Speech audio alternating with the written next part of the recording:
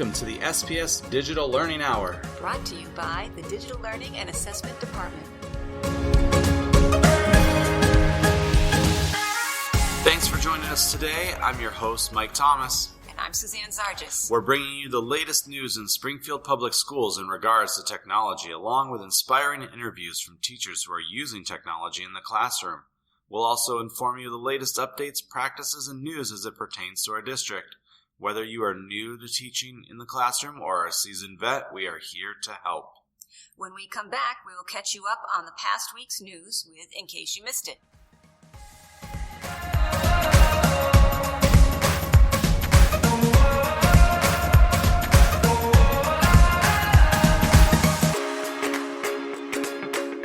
In case you missed it, last week we posted about blogs on our blog. This week we actually focused on discussion boards.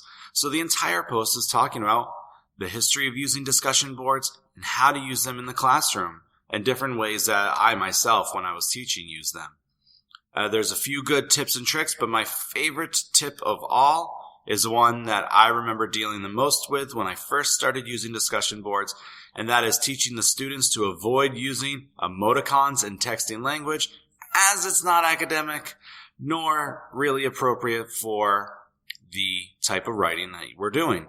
So check it out. The blog post is there.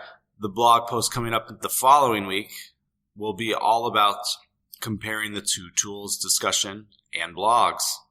Sounds great, Mike. Great tip.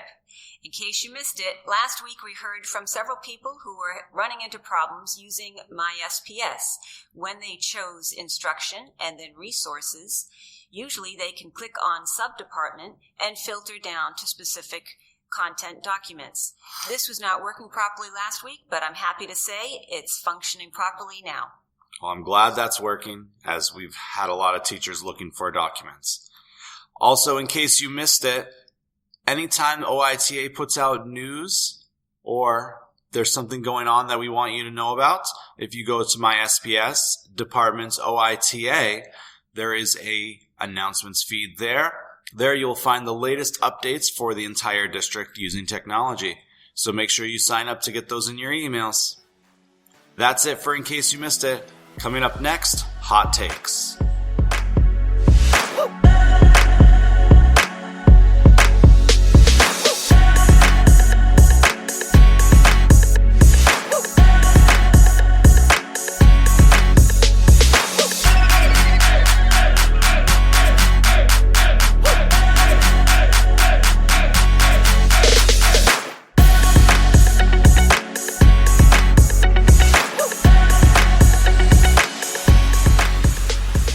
Welcome back as we get to dive into this week's Hot Take. Suzanne, what's your hot take for this week? My hot take this week is an article by Angela Myers.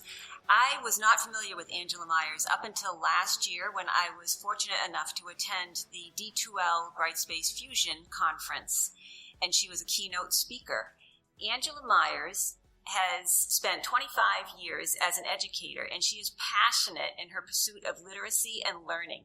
She's had a wonderful variety of experiences, including classroom and university teaching, instructional coaching, research, writing, publishing, corporate training, and launching a global movement.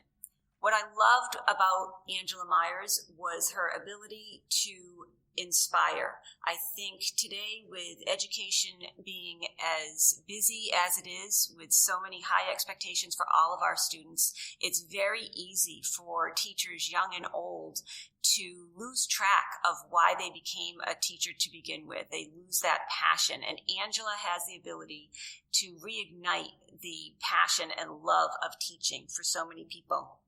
So I found this article on trustedk12.com, and it is about what's next for education. 3 big mindset shifts for education.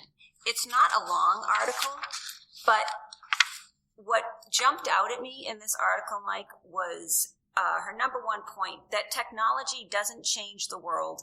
People do, especially teachers. With our push for technology today, which is a challenge for a lot of people, I thought that was a great reminder to every teacher in the district. That yes, we're pushing technology. We have very high expectations for our students to use technology effectively, but it's the people that matter most in the end. The teachers are the people who have the relationships with the students, and they're going to inspire them to be their best.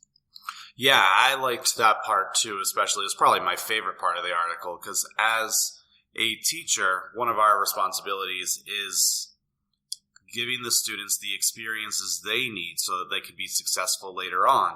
Teachers are experienced designers. That's what we're good at. That's how we inspire students to do better.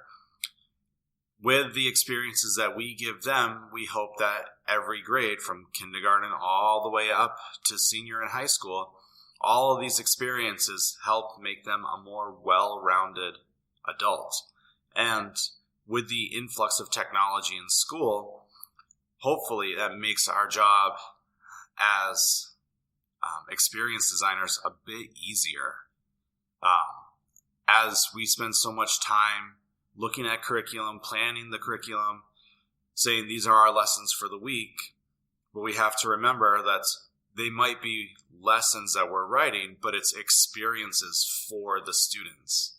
And it's not some academic, I'm going to go from this planning book, and what I say from the planning book is what's going to translate into the students gaining knowledge. The way that they gain knowledge is through experience. Exactly. That's how they're going to remember anything and everything that a teacher is trying to get across. It has to make sense to them. It has to be applicable to their daily life. And what's different today from when I went to school, and even though I'm a lot older than you, I think probably different from when you went to school, is that with the accessibility of information everywhere, schools are no longer places to learn scarce knowledge. This is directly from Angela's article. Information is available at every student's fingertips. So the value of schools, and particularly teachers, is to support students in their journey to discover how the world works and what their role in it is. What this made me think of is actually the purpose behind most homeschooling, quite frankly, is that it's a whole personalized learning. And many homeschoolers, in all the articles that I read, they spend time designing what the students are going to learn based on the students' experiences, and those experiences come from what the students want to learn. If they're passionate about it, they'll learn it. But it all comes back to this idea of experience. Not experience like, hey, I've learned from at a young age not to walk across the road without looking. Not that kind of experience, but the experience of, we went on a field trip today into the national park and we got to see all these great things, and now I want to learn more about this. That is one of the ways that we help personalize experience. Yes, there are skills that we need to make sure that all students know. They need to know how to read. They need at least basic math. It would be good if they had more. They need to know how things work. Like, I throw an apple in the air, it's going to fall. Like, why that happens. We need to know where we are, because I don't know about you, but recently I took a trip with my wife and we were trying to trust that the GPS knew where it was going. And every 2 seconds, it was telling us to make a turn because we missed a turn, even though the original direction said to stay straight on this road for 5 miles. So, we need to have that sense of understanding geographically where we are, too. And so these are all things that we inherently learn over time based upon our experiences. And I think that comes back to this whole personalized education, and technology works into that. Because there's a plethora of tools out there that help us personalize the learning for the students. Whether it's assigning books to read or designing the math to move at their pace, there's just so many different options out there to do this whole personalization. Exactly, but you can't do any of it without that relationship between the teacher and the student. The teacher is still the guide. The teacher is still the most important person that the student is going to look up to, and we can't lose track of that. I agree. So what else is in this article? This was my favorite part, so I'm curious to know what else you found interesting. Well, that was the most important part to me. She does end the article, again, reiterating the fact that we have to reaffirm a teacher's value. And I think, again, with all the expectations for teachers and students and life being busy and a school day being busy, it's very easy to lose sight of the fact that it's that relationship that is going to drive a student's passion for learning. If a teacher models a passion for learning, then the student's going to do the same. That is very similar to what we talked about last week with the whole growth mindset. Exactly. So if we're practicing what we say with the students watching, then they will in turn internalize it and say, you know what, my teacher, who I believe knows everything. I don't know how many times when you were teaching, the students said that to you. Oh, you know everything, miss, or you know everything, mister. Right, and we don't, do we? But No. We need to model that we're willing to find out. And that's the growth mindset. So the other thing that I actually, with your article, that I found interesting was this idea that leaders need to say no to everything except what matters. I feel like there's times when, even like when I was teaching, I would be like, I want to do this, I want to do this, I want to do this, I want to do this, I want to do this. And some of those things, they were important, and some, they were because I believed that that would be best for the students. And then to turn around and have different programs come down the line, and at some points with everything, you have to be like, no, I need to stick with what is important. Exactly. And I think knowing how to say no to some things is good. And that's not an easy task, is it? No, it is not. Again, it's another opportunity, though, to model for our students. When you have multiple demands, multiple expectations, how do you handle that? How do you manage all those different choices and wanting to do so much with so little time? So if you're listening out there, that's one of our questions of the week. Send us comments. What do you think in this aspect? Let us know. So my hot take for the week is all about students critiquing one another's work to raise the quality bar. So this was an article I found on Mindshift, like I used last week. This is a very good website, lots of great knowledge in there. But what I found interesting is when I was a teacher, this was one thing that I constantly struggled with trying to get the students to do, is to be able to critique one another. Especially early on, it's all about, especially with writing, like having the students read each other's work and be like, the only comments they would get back is like, oh, that was really good. Like, you don't want to hurt your friend's feelings. And so this article really jumped out at me as like, oh, I wonder what they did that is different than what I did. So we're always trying to help students bring up their quality of work. Critiquing is always difficult. And so the article talks about some schools that are trying to instill this into students instead of focusing on the end product that is given to teachers. They focus on figuring out how to create that cycle of work where it's just not a constant, I complete something, I hand it to the teacher gives me feedback, I don't read my feedback, I move on. Because I felt like in my time teaching, that was one area that I really could have used some help in improving.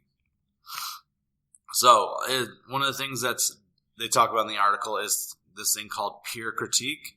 Students following clear protocols that remind them to be kind, be specific, and be helpful in the feedback that they give to peers.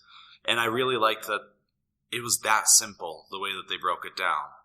A lot of times the students, when I would teach, they would focus on the being kind, but they weren't specific and they weren't helpful. So I don't know about you, Suzanne. What about you? I love the article, Mike. I'm so glad you found it. Along with the be kind, be specific, and be helpful, what I loved that they stated in here was that students start doing the peer critique protocol in preschool. That, I think, is the key to it all. And again, I can tell you I'm fortunate enough to have been in a first grade classroom in a different district where there was a fabulous teacher, and in her writing portion of that classroom, she had all the students, first grade, in a circle, critiquing each other's writing. And she had all the tools available for them to be specific, be kind, and to just start that whole process that this is your first draft. This is not final product. Read it to the class, see what they think, and improve upon it again and again and again. I think if you don't have it from that young of an age, it's more and more difficult to change students' habits. There's so much that goes into writing. Writing's a very personal trait. And of course, everything you write, you think is awesome. So to accept feedback from your peers that it might not be as awesome as you think it is not easy. So I think the younger you start, the better off you are. But I love the whole idea. Yeah, I mean, that for me, that was like the poof, mind blown moment for me was they started in preschool. And I think about my four-year-old at home who's in preschool. And I think about when we try to do things together and play games, or he's working on something and I'm being kind and I'm trying to be specific about different things, and he just loses his mind because he's 4. But that they started so young, and that culture was built from the beginning. And I think, especially in a district as large as ours, where students are constantly moving, where teachers are constantly moving, being able to build that solid foundation that, hey, all these schools, this is what we're doing. And then as those students move up through the schools, they continue on. I think it's easier to be accepting of anything that is not, as you put it, awesome of your own work. And it doesn't even matter if it's writing. It could be in what you did in math. It could be what you did in art. It could be in the write-up to your science project. Or, I have a blue duck. Have you ever seen a blue duck? Only one that's been in through a paint. So it's the idea that's, it's almost like, again, in these articles that we've read this week, it's like a growth mindset type of approach, is that right now it's not my best. And I know that with one of the writing curriculums that's from being in the district that we've used, the Traits Writer, they have some stories in there where they have authors who talk about how it took them 50 rewrites to write this wonderful book. And I know in teaching those times, the students are like, they spend 50 times. And this was like a picture book with probably a sentence or two per page. And there's about 20 pages in the book. And they're like, they spent 50 rewrites on this. The students couldn't even believe it. I'm sure it was probably good on the first one. Right. So what does that speak to? That big P word, right? Perseverance. It's not perfect the first time. You've got to keep at it, editing, rewriting, starting over, accepting feedback, and working collaboratively with your peers. And it's also getting rid of the "I'm done" statement. That was the biggest thing my last couple of years of teaching, I tried so hard to do, was get rid of the "I'm done my work." I would respond with, is this your best work that you're putting forward? And sometimes the students would say yes, and sometimes it was their best work. Other times they would say yes, and it wasn't. That's the piece that I had the most challenge with finding a solution or understanding the solution, right? Because that thought of "I'm done" goes along with "I'm done first." And with so many students, they want to be the first one done. They want to go on to something else. They want to say they were the first one to finish. And I don't have the perfect answer how to change that, other than practice, right? Every grade, every subject, to accept that your first effort is not your final effort. But any suggestions for that are welcome. How do you get past that competition mindset to be the first student done in the class? Let us know. Also, the other thing with this article, I like the fact that they even honed in on the teachers also doing the same thing. So when the teachers would come together during their PLC times, I'm going to call it PLC. I don't know what they called it. And there, the article didn't say other than when teachers would come together and look at student work, which for us, that's our PLC time. And so they would actually follow that same protocol of be kind, be specific, especially the be specific part, and the be helpful. As it's not helpful to say, yay, great job. I remember that's one of the things I learned when I was in school to learn to become a teacher was don't write great job on papers without having something that you're pointing out that exactly was a great job. And I know that that can always be difficult, especially when you teach one subject and you have 200 students that you see every other day. And you're like, I don't want to write another comments. You almost want like a stamper that can like have specific comments that you can just stamp onto pages. It would make it so much easier, but we wouldn't really be critiquing the work anymore. We would just be looking for a quick fix. Exactly. And think about, I'm sorry to interrupt you, but think about how do you feel when you've done some work and all you get is great job? You feel good. You feel pretty good. But how do you feel compared to when somebody says, great job, I love the way you, and then outlines 5 different details as to what you did fabulously? I mean, you'll feel better. The students will feel better when this type of stuff is happening. And I think that's one of the things the article was getting at. After this podcast, if you want, we'll have the links at the bottom of the page, and you can check out. They even had some really great videos that kind of showed teachers doing this, and teachers doing this with preschoolers and kindergartners, which again, it blew my mind watching these kids like have critical feedback to give to each other and not stomp off upset and slam classroom doors or start yelling, mine is perfect. Like, it was really cool to see. And so I encourage you to check it out. So these are our hot takes for the week. Coming up next is our interview with Denise Cardona and her students.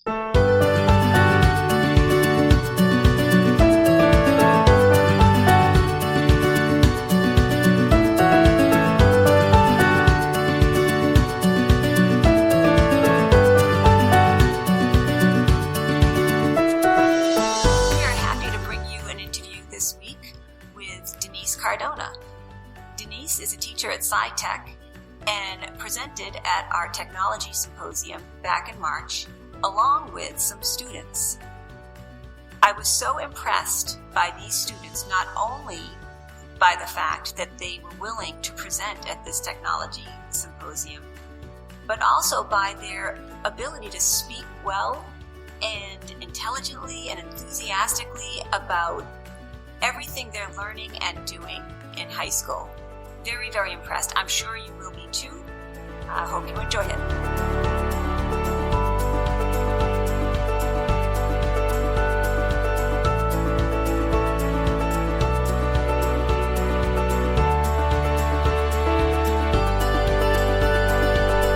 Good morning. Here we are on our podcast at the We Learn Technology Symposium. Yay. Hi, my name is Denise Cardona. I am a teacher at the High School of Science and Technology. My role as a teacher is to teach technology, web page design, computer repair, and computer graphics.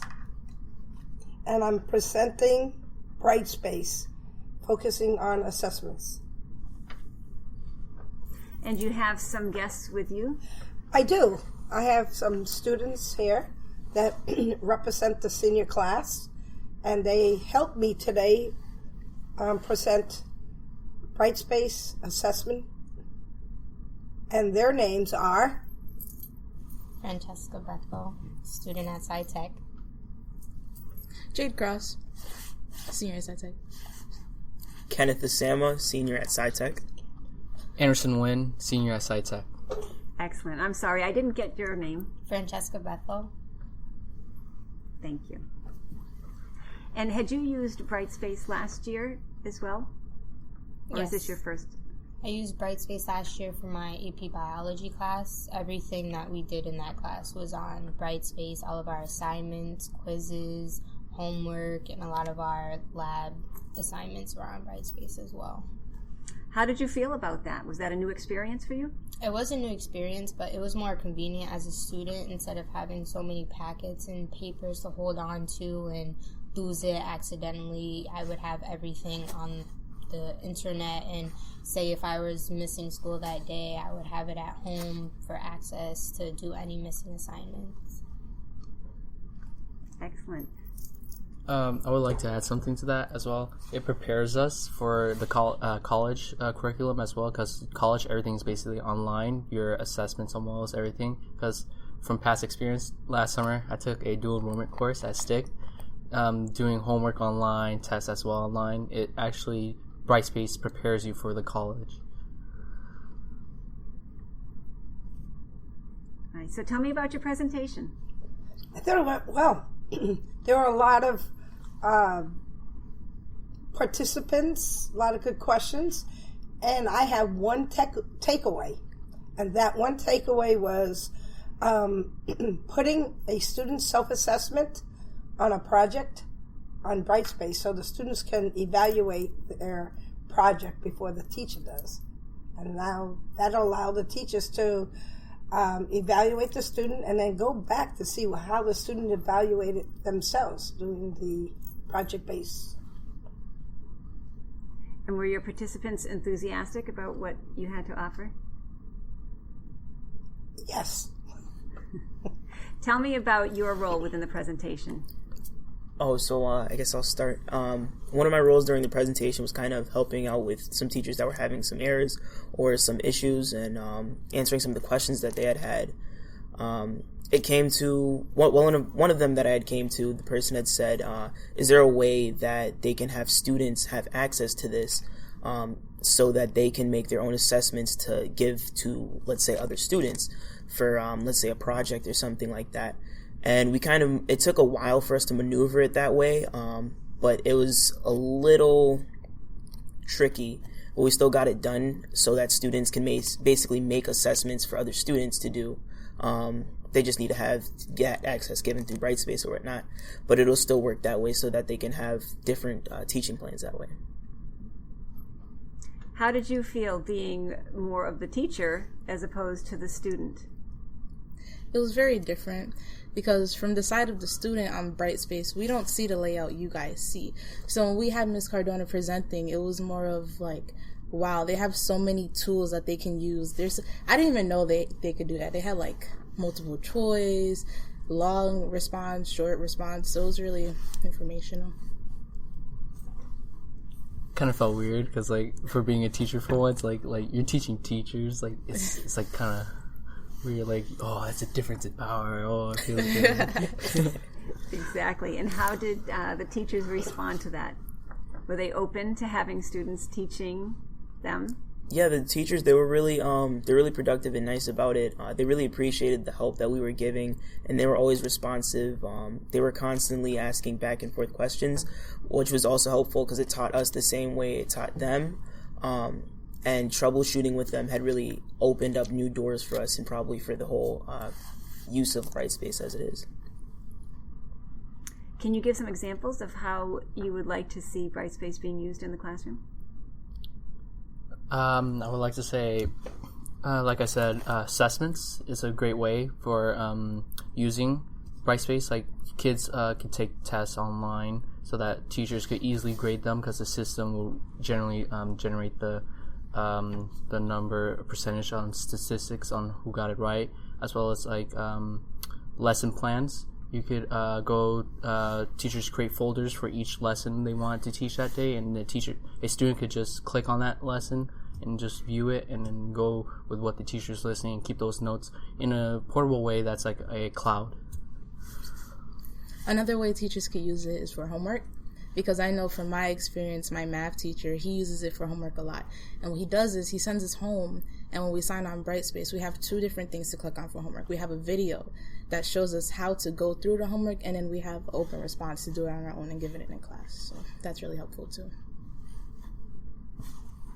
I feel like even though it's convenient for students, it's equally convenient for teachers, especially how it was shared in the presentation, how they are evaluated by administration, and just by Brightspace they can pull up the class reports for every single student, how their progress has been. Students on IEP who need even more help, they can see how well they've done, or if they need that push or extra time to do assignments, homework, and tests, and that can be evaluated with the teacher and the administration and see what else can be done and what else new innovations can be brought in with Brightspace to help out that class or the school as a whole. And kind of piggyback on that one a little bit with the statistics. My younger brother actually goes to a school outside of the system, but they kind of have a similar Brightspace kind of website, and what they've been using the same kind of tools and everything to really push them more towards park testing. And he scored around 97%, which was in the higher percentile of it, and he really had a lot of support from his website that his school had been using to really boost them up to there. And Brightspace is practically exactly like that, so there's no reason why we shouldn't have exactly as where they're at right now. Or to get there, I'm sorry. And the website has a lot of ways to get in and out. So it's like, from what I learned in the presentation, because now we're looking at it from the teacher side. So what I learned is that when you click on quizzes and you really go into the down drop box, you'll see like statistics, grades, and with particular tests, you can see what the student got wrong, every individual student and the students as a whole. So it's really cool to be able to compare those things and see what the teacher needs to work on. If it were possible to provide you with a platform where you could create a course of your own, how do you envision that course being used, whether it's something for another teacher or for other students in your school? What would you do with a course if you had complete control to create it? Now that you've seen it from a teacher's point of view and the tools that are available, how would you use it? I would use it as a way to teach yourself, like to reteach yourself, as well as teach other students, as a way of you learning, both people learning both ways, so that you're able to teach students that are having a difficult time, like be a peer-to-peer mentor tutor. That's a good way. Making your own curriculum, like teaching them like whether how to do it, make it easier for them. So.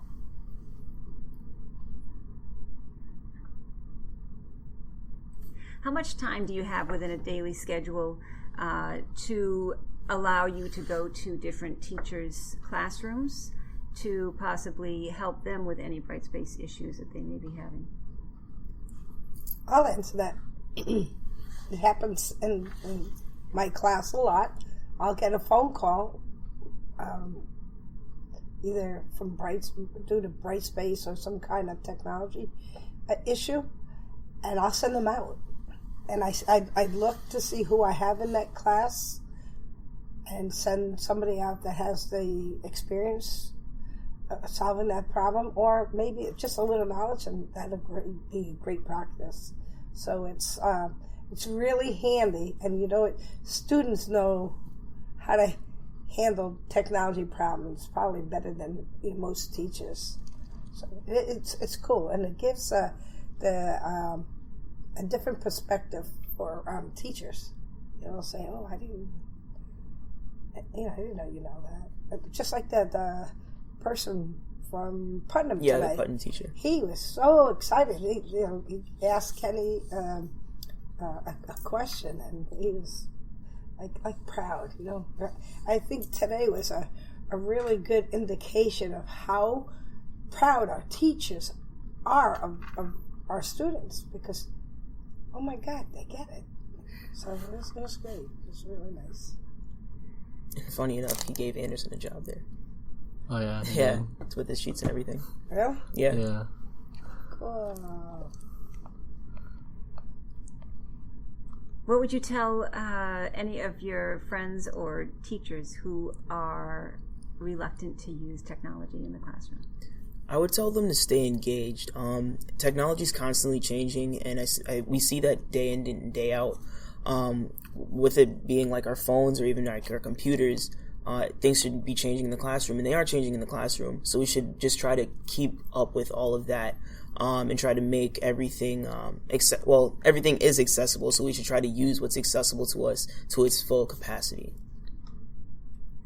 And what advice do you have for teachers who are not comfortable with technology and may be easily frustrated when something doesn't work the way they expect it to?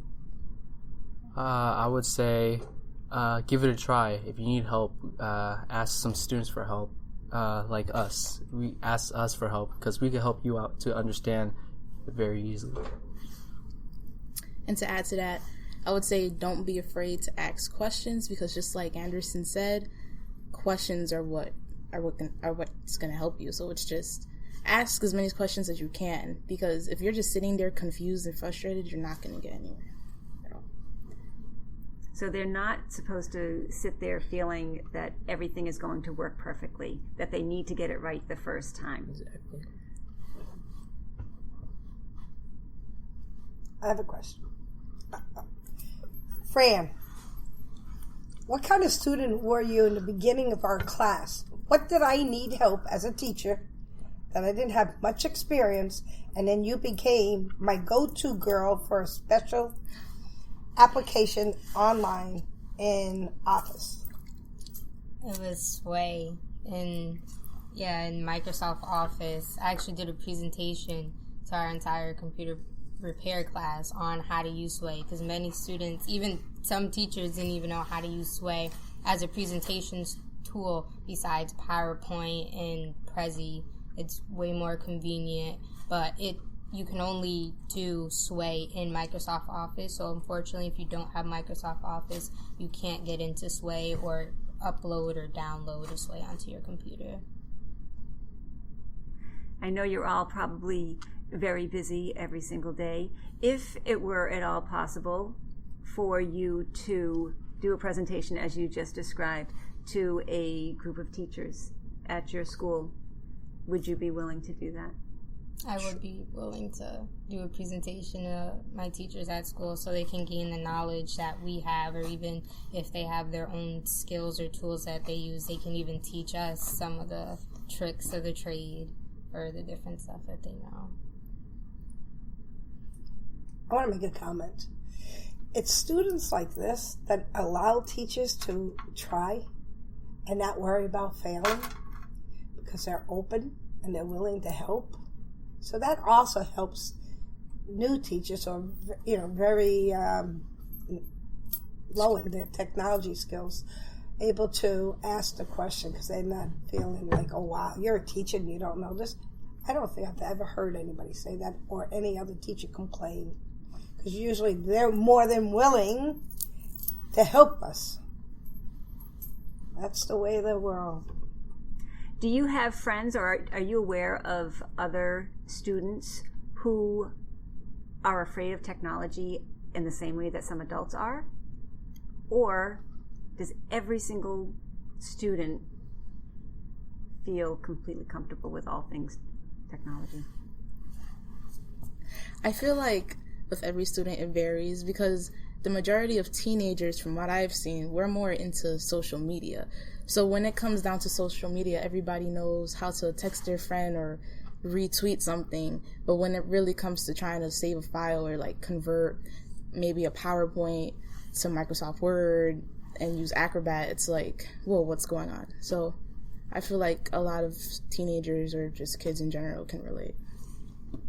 I say teenagers can learn, but they only know the skin of technology. They don't know the deeper inner what it really is. Like, oh wow, there's other stuff you can do, like PowerPoint. Oh, you add effects.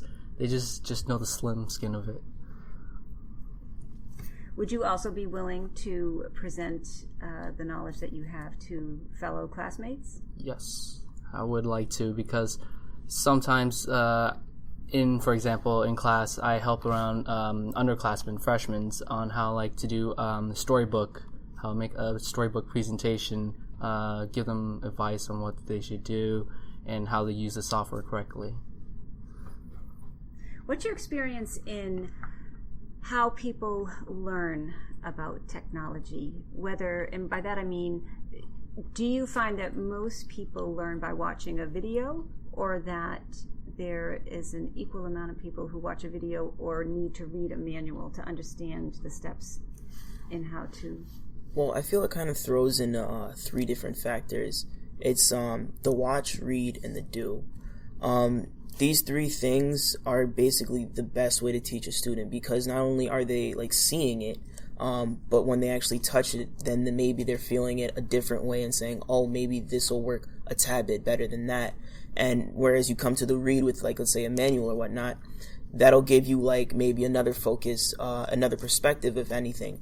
So if you combine all three of these components, it's really the easiest way to learn things, and that's really what kind of flows in with some of the presentations that I know that we've done in the past. When I was presenting Prezi to a couple of underclassmen the first time, I actually had each of them grab a laptop so they can also make one on the side while it was presented with them. And it gave them a guideline as well, and if they ever had any questions, they would always just come to one of us and ask that way. So we always had everything right there in front of them.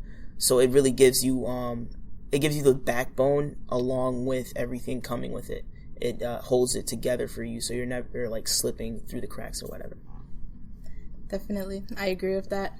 And from my experience being in computer repair, I've really noticed like the way that I learn personally, like learning about what a processor does versus actually seeing the processor within the computer really does make a difference.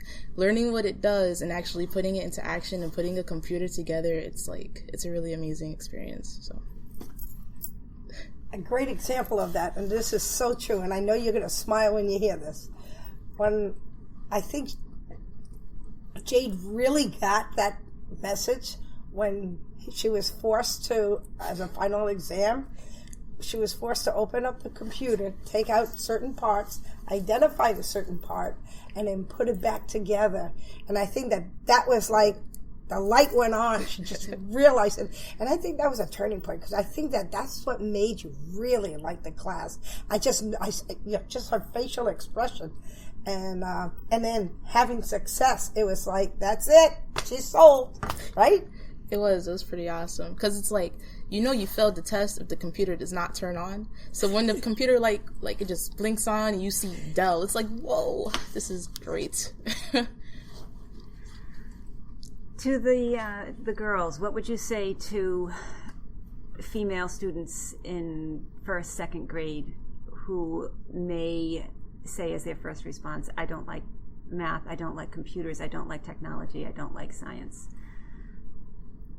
I would probably use social media as an example, or I'll probably talk about what we even see on TV, because even that involves technology. And I would really encourage them to really open up and really look into it, because before that class, I didn't even think I had any type of interest in technology. And earlier, I remember presenting out, and I was like, I want to get into business and information technology, and that's due to Miss Cardona. So I know I was one of those people that was like, I would never get into STEM. And the major that I want to go into college is fashion merchandising. I'm like, I don't need math and science. But now, using math and science and being in Miss Cardona's computer repair class, I see how I can integrate the two by doing something completely different than people might not have done before, like putting a website out there with a portfolio, and just having that component of technology gives my major that extra push that people might not have seen, and hopefully will change people's views on, yes, females can be a part of the STEM career, and hopefully change the face of the STEM career. And definitely being a teenager and a female working with technology, being like a girl of all trades will really give you that leverage in the business world too. So I would like to add something. There's a need for diversity in the STEM field as well, because there's a need for female. A lot of companies would like females to work in the STEM field, and there's a lot of job opportunities of girls wanting to do a research lab or something in the STEM field. So if it's a really good chance of getting a job, a really high chance of getting a job in the STEM field as well for females. Thanks, Miss Wynn. Just to add to that, surprisingly enough, since there's such a high demand for females in the STEM fields, they actually have a higher wage rate as of right now, which is also amazing. So get on to that, ladies. Do you all plan to go on to college? Yes. Can you tell me what you plan on majoring in and how you see technology? So far, I'm thinking about majoring in physiology or biology. Doing pre-med, I say technology is very important in the medical field now, because now we're able to use robotics to do surgery. So it's very amazing to see that, and I hope to learn about those technologies and perform those type of surgeries. I'm going to be majoring in human biology with a minor in communications. So for almost all of my assignments, as I've learned from one of my older siblings, under a biology major, you're going to be on a computer almost 24/7. And then when you're not on a computer, you can be hands-on with maybe looking at or some like organs or something like that, or trying to make an example of it or a 3D model. So you're always touching or using technology in that sense of way. And then my minor, communications, a lot of what it is it's in the IT branch. So you're always on a computer some way or some form. I'm interested in business and information technology, and I feel that technology would be in that because it's in the title, and also because knowing how to work on multiple programs within your business field, like say for example I worked at Mass Mutual, I would have a lot of programs to work in and look at people's records or try to troubleshoot what's going on. So I feel like that would be useful. I'm going to go to school for fashion merchandising. So with that, it's not that techie kind of major, but I would like to integrate technology and making a website for everything that I create, putting it on there and getting it out to people in hopes that they'll do the same thing and push more towards the techie side, and I'll also be creative at the same time. And there are a lot of applications out there for you to do your design on a computer. Definitely. Is there anything else you would like to offer before we conclude this podcast? I would like to say technology is the new future. The best thing to do is keep learning and keep yourself up to date. Try your best. If you need help, just ask for help. Mine is always stay in the loop. I actually bought my own iPhone 7 just so I could like literally break this phone first, with just going through all of like the schematics of it and everything. So I know the phone like it's the back of my hand. Because I'm going to see this day in and day out. And same thing with any piece of technology I'm going to use. Technology is becoming the way of the future. You're going to see everything in some way or form, some type of technology. So you should be able to know how to use it, how to apply it, and how to apply it to your daily life, because it's so vast. I'm sorry. Ask questions. Ask as many questions as you can. Ask your aunt, your uncle, your coworker, even your son, your daughter. Just look for your answers. Well, knowledge is power. And like Kenny was saying, companies and people are becoming paperless, so everybody should become educated on, it might not be the most high-tech thing, but everybody should be educated on something technical so they have some kind of background with everything. And technology, whether you know it or not, it's okay to make a mistake. You learn better when you make the mistake and fix it. Then you're able to transfer that sort of negative experience to a positive experience, and easier to teach somebody else. Excellent. Well, thank you very much for joining me today, and maybe I will talk to you again in the future, and look forward to seeing you then. Thank you. Thank you. Thanks. You guys.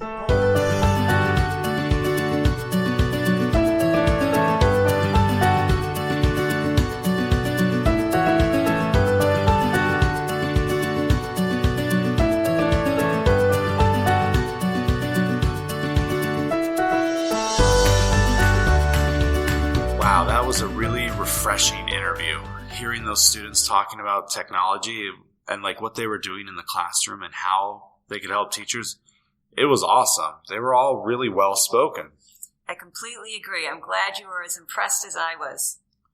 One of the things I really liked was, I don't remember the student's name, but they made the connection not only to if they were out sick, like they could keep up with their work, which is hugely important at any grade level, but also the connection to their future. That one student who was taking in their junior year, summer, they were taking the college class at Stick.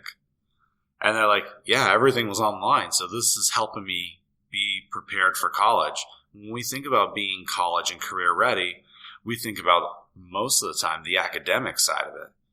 But really, there's this whole other world that we're preparing students for right now because of our use of Brightspace and the other tools in technology, so that when they do leave us, they're ready. And if I remember correctly, I think Winnick uses Brightspace too. So, I mean, for any students who go from Springfield Public Schools to Winnick, it'll be a very seamless transition for them, which is really awesome to think about, that we are helping them be more successful when it comes time for college. Exactly. I think it's just great to remember for both teachers and students that Brightspace is a tool that will help them in many, many ways.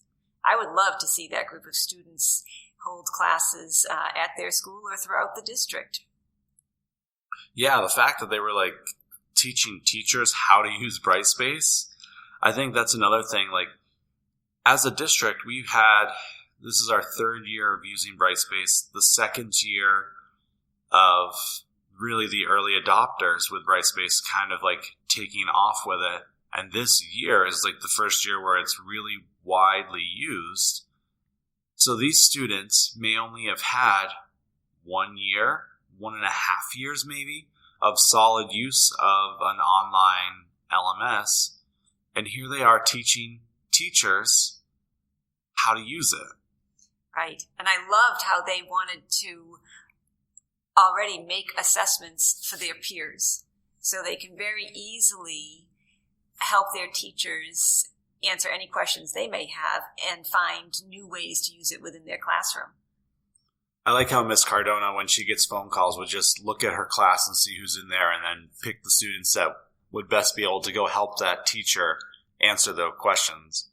That really talks about a lot of the great things that they're doing over at SciTech. Absolutely. All the skills that they're learning by doing that, it just goes on and on. One of the things that the student said that I absolutely loved was when they referred to the process of troubleshooting, they equated that to opening new doors. What a great mindset that is. They have to troubleshoot a problem.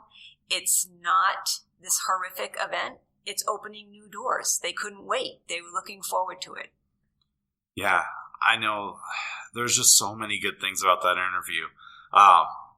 One of the things I really liked was about the students. I think it was one of the young ladies who talked about teaching her classmates how to use Sway.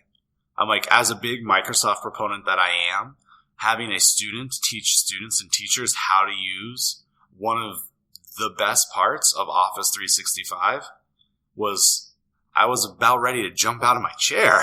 It was that awesome. And so these students really seem to understand this growth mindset that we keep talking about, that have permeated our first two podcasts. Exactly. And the other piece that goes along with that is the fact that they always ask questions, and they recommend that teachers and students both ask questions, ask questions, ask questions. Don't just sit there confused and frustrated, but ask a question. Go find someone that can help you.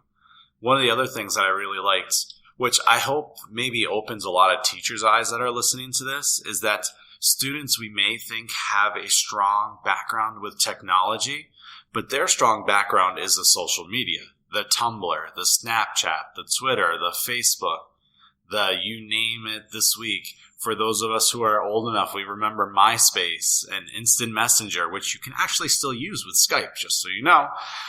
But that's where most of the students' knowledge is. When they mentioned how to save a file, how to move a file, how to do some of these basic computer things that we take for granted that we know how to do. That's that is where the disconnect is for the students. It's not just about sending text messages on their phone, but how to actually use the computer. So I thought that was a really great point that Excellent they made. point. I agree with that wholeheartedly, Mike. goes along with the whole idea of collaboration, right? Teachers and students need to work together to fill in these gaps. Yeah, this was a fantastic interview with a lot to take away. I encourage you, if you are interested in hearing more about what Denise Cardona is doing with her students, email her. I'm sure she is glad to take questions, and if you are outside tech, maybe she'll even send a student on down to you. Coming up next, our wrap-up for the week.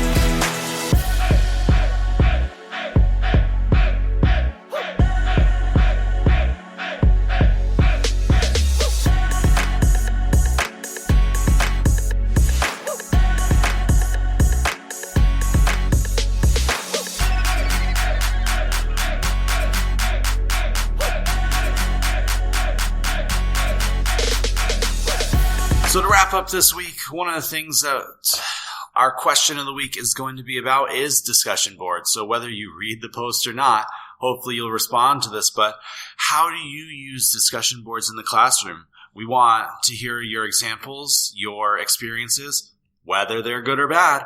We want to be able to hear what you're doing with that. It's a great tool in Brightspace, and we highly suggest that you use it.